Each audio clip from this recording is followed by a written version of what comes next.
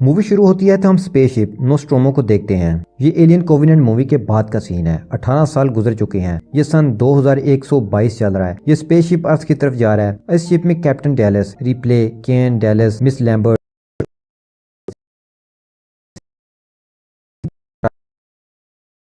उन्हें वक्त से पहले ही जगा देता है।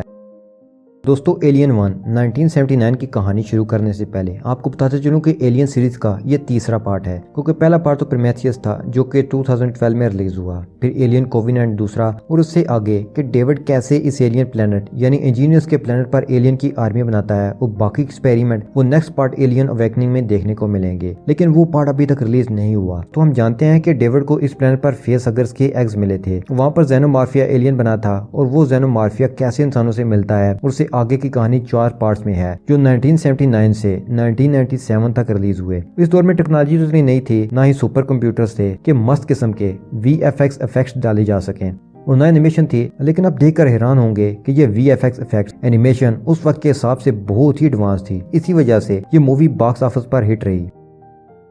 मूवी शुरू होती है तो हम स्पेसशिप नोस्ट्रोमो को देखते हैं। ये एलियन कोवेनेंट मूवी के बाद का सीन है। 18 साल गुजर चुके हैं। ये सन 2122 चल रहा है। ये स्पेसशिप अर्थ की तरफ जा रहा है। इस शिप में कैप्टन डेलस, रिप्ले, केन, डेलस, मिस लैम्बर्ट, ऐश और बाकी मेंबर्स थे। वो काफी अरसे से स्लीपिंग पॉड्स में थे, लेकिन किसी खराबी की वजह से उनकी शिप का कंप्यूटर उन्हें वक्त से पहले ही जगा देता है। वो उठते हैं, फ्रेश होते हैं और खुश होते हैं कि घर आ गया है।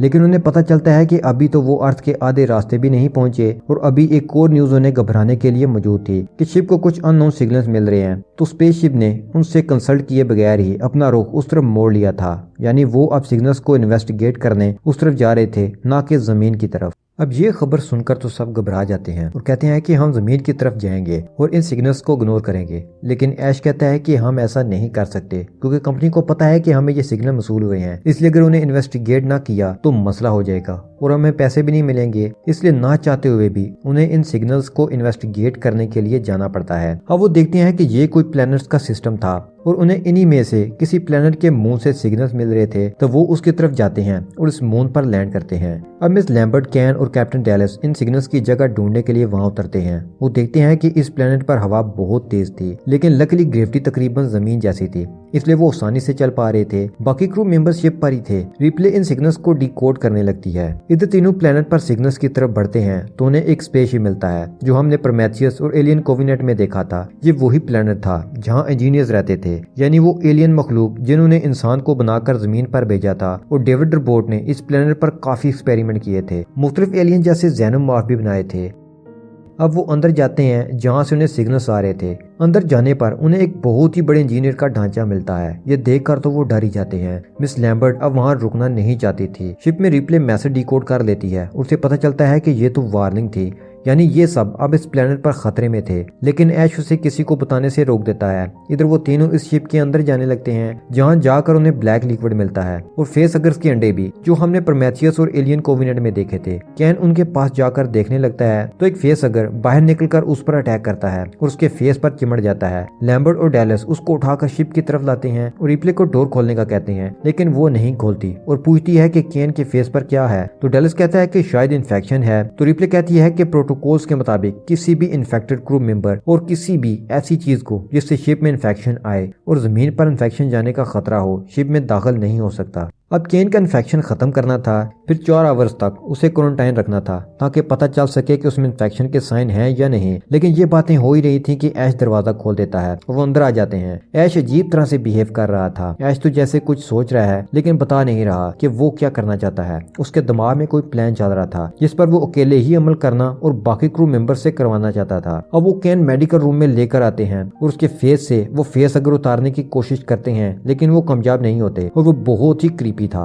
और बेचारा केन उसका शिकार हो गया था। अब वो उसे मेडिकल रूम में छोड़कर आ जाते हैं। जब रिप्ले उसे देखने जाती है तो देखती है कि उस फेसहगर ने उसे छोड़ दिया है, लेकिन वो अब भी बेहोश है। इसी दौरान हम देखते हैं कि वो क्रीचर रिप्ले पर अटैक कर देता है, लेकिन वो बच जाती है। अब रिप्ले और डेलिस में बहस हो जाती है। डेलिस कहता है कि हमें एलियन लाइफ मिली है, हमें इस मौका से फायदा उठाकर जमीन पर ले जाकर रिसर्च करनी चाहिए, इससे हम इंसानों को बहुत फायदा हो सकता है। लेकिन रिप्ले कहती है कि हम नहीं जानते कि ये किस तरह का क्रिएचर है, वायरस है, ये हमारे लिए और जमीन के इंसानों के लिए नुकसानदेह हो सकता है। हमें प्रोटोकॉल को तो फॉलो करना ही पड़ेगा, ये रिस्क नहीं लेना चाहिए। हम इस क्रिएचर को यहीं छोड़कर वापस जमीन पर जाते हैं। अब डेलिस भी एश की साइड लेता है और वो रिप्ले की बात नहीं मानते और यही तय होता है कि ये क्रिएचर जमीन पर जाएगा। तो शिप इस प्लेनेट से टेक ऑफ करता है। हम देखते हैं कि मेडिकल रूम में केन भी होश में आ जाता है। वो सब खुश होते हैं और स्लीपिंग पॉड्स में जाने वाले थे। सब टेबल पर बैठकर हंसी खुशी लास्ट खाना खा रहे होते हैं ताकि खाने के बाद वो लंबी नींद में चले जाएं। और फिर जब जमीन आएगी, शिप का आर्टिफिशियल इंटेलिजेंस सिस्टम उन्हें जगा देगा। केन भी खाना खा रहा था, लेकिन अचानक से उसकी तबीयत खराब होने लगती है। उसका जिस्म उसके कंट्रोल में नहीं रहता। सब उसे पकड़कर काबू करने की कोशिश करते हैं, लेकिन उसकी हालत बहुत ही खराब थी। अचानक से उसकी छाती फटती है और एक क्रीपी एलियन जेनोमॉर्फ का बेबी बाहर आता है। वो एलियन इन सबको देखता है और फिर तेजी से भागना शुरू कर देता है। केन मर चुका था। सब उसकी आखिरी रस्मात अदा करके शिप को स्टेबल करने में लग जाते हैं। शिप खराब हो रही थी, इसलिए वो इस एलियन को ढूंढने के लिए 2 टीम्स में बढ़ जाते हैं। वो शिप को ठीक किए बगैर और एलियन को शिप से बाहर किए बगैर स्लीपिंग पॉड्स में नहीं जा सकते थे। अगर वो ऐसा नहीं करते तो एक तो एलियन उन्हें मार देगा या शिप खराब होकर काम करना बंद कर देगी, फिर भी वो मारे जाएंगे। अगर वो सोते नहीं तो सफर बहुत लंबा था और वो बूढ़े होकर मारे जाएंगे। इसलिए उन्हें अपनी लाइफ के लिए और इस एलियन को भी ढूंढना था और शिप भी ठीक करनी थी। पार्कर, ब्रैट और रिप्ले टीम बनाकर इस एलियन को ढूंढने शिप की बेसमेंट में जाते हैं। वहाँ उन्हें कुछ हलचल महसूस हो रही थी। जब वो एक डोर खोलते हैं तो उनकी बिल्ली वहाँ होती है। एलियन नहीं था, वो वहाँ से भाग जाती है। ये बिल्ली पालतू थी, इसलिए ब्रैट उसके पीछे जाता है ताकि वो उसे एलियन से बचा सके और पकड़कर महफूज जगह पर ले जाए। वो उसका पीछा करते ही आगे बढ़ता है तो देखता है कि जगह एक अजीब किस्म की स्किन पड़ी है, जैसे किसी स्नेक ने अपनी ओल्ड स्किन उतारी हो। वो एलियन की थी जो कि शिप की एनर्जी को कंज्यूम करके बड़ा हो गया था और पुरानी स्किन उतार दी थी। ब्रेट आगे बढ़ता है तो वो एलियन बाहर आकर उस पर अटैक कर देता है और उसे मार देता है। उसके साथ वहाँ आते हैं, लेकिन उन्हें वहाँ खून के अलावा कुछ भी नहीं मिलता। अब सब जान चुके थे कि ये एलियन फ्रेंडली तो बिल्कुल भी नहीं है, बल्कि ये खूनख्वार दरिंदा है जो अपनी नस्ल आगे बढ़ाने के लिए इंसान को होस्ट बनाता है और इंसानों को मार भी देता है। ये जमीन पर पहुंच गया तो ये किसी वायरस की तरह जमीन पर फैल जाएगा और जमीन पर तबाही आ जाएगी, इसलिए उसे पकड़ना बहुत लाजमी हो गया था। सब लोग फिर से मिलते हैं और उनकी बहस शुरू हो जाती है। सब डेलिस और ऐश पर गुस्सा होते हैं और उन्हें इस सब का जिम्मेदार करा देते हैं क्योंकि वो ही इन्फेक्टेड केन को शिप में लाए थे। रिप्ले उन्हें कहती है कि हमें मिलकर काम करना होगा। एलियन छोटा है, वो एयर डक्ट में छुपा होगा, वहां जाकर हम उसका खात्मा करेंगे। लेकिन उन्हें तो पता ही नहीं था कि अब एलियन तो बहुत बड़ा हो चुका है।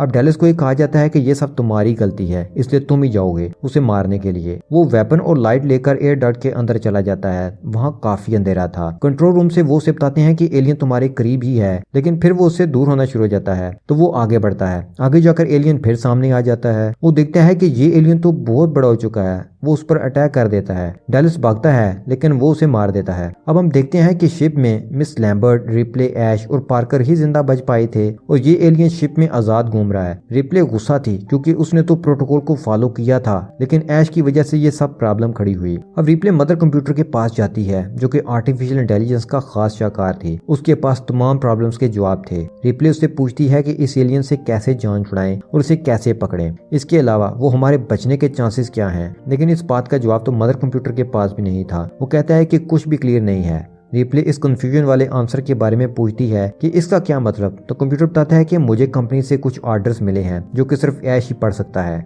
और उसी की उस पर एक्सेस है। रिप्ले कुछ कोर्स डालकर उस पर एक्सेस हासिल कर लेती है और वो मैसेज पढ़ना शुरू करती है। उसे पता चलता है कि ऐश ने कंपनी को इस एलियन के बारे में बता दिया था और इस एलियन प्लेनेट के बारे में कंपनी ने ही उन्हें बताया था कि इस तरफ जाएं, तो ऐश उन्हें इस तरफ लेकर जाने पर राजी करता है। और अब कंपनी चाहती थी कि वो इस एलियन को जमीन पर लेके आए रिसर्च के लिए, और इसके लिए उन्होंने ऐश को मुकम्मल छूट दी थी कि वो कुछ भी कर सकता है, चाहे मेंबर्स की जान ही क्यों न जाए। अब रिप्ले देखती है कि ऐश भी वहाँ उसके साथ आकर बैठ गया है, तो वो उससे लड़ पड़ती है और पूछती है कि तुम्हें सब पता था और कंपनी के मफाद के लिए तुमने हम सब की जान खतरे में डाली। ऐश उस पर अटैक करता है और उसे मारने वाला होता है कि बाकी मेंबर्स आकर रिप्ले को बचाते हैं और ऐश पर अटैक करते हैं। इस दौरान उसकी गर्दन कट जाती है और राज खुलता है कि वो कोई इंसान नहीं था बल्कि एक एंड्रॉइड रोबोट था जो कि कंपनी की तरफ से उनके साथ इस मिशन पर इंसान बनाकर भेजा गया था ताकि वो सब अपने कंट्रोल में रख सकें। रिप्ले उसके सर को फिर से रीएक्टिवेट करके उसे कंपनी के इस मिशन के बारे में, प्लान के बारे में पूछती है, तो वो बताता है कि ये एलियन जमीन पर जाएगा ही और तुम लोग भी बच नहीं पाओगे क्योंकि ये एलियन तुम्हारी सोच से भी ज्यादा पावरफुल है।